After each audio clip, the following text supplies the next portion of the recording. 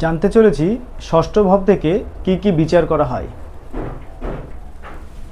ষষ্ঠ ভাব রিপু ভাব বা শত্রু ভাব। ষষ্ঠ ভাব এখান থেকে কি কি বিচার করা হয়?